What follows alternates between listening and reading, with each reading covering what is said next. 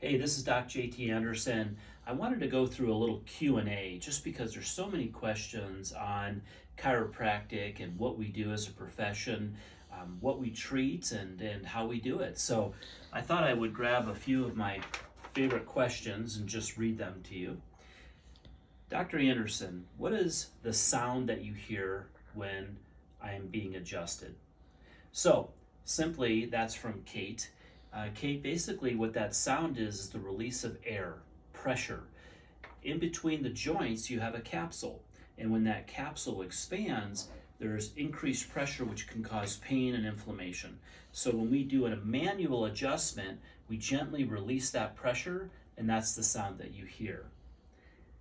Dr. Anderson, I have a patient of mine that is suffering from lower back pain, and I'm not sure who to refer to, whether it's to an orthopedic surgeon or to a chiropractor.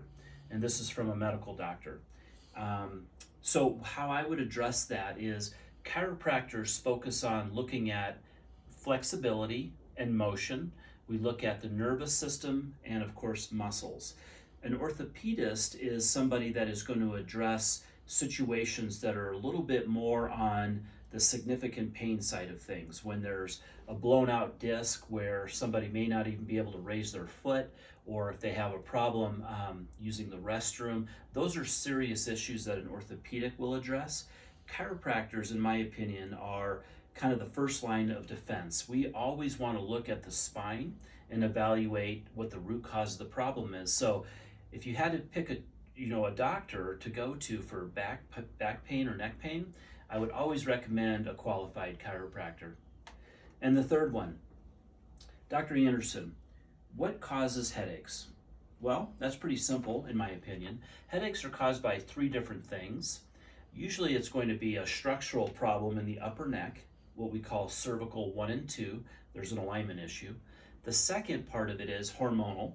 And we see a lot of that with our female patients where their bodies go through cycles. The third, of course, is nutrition.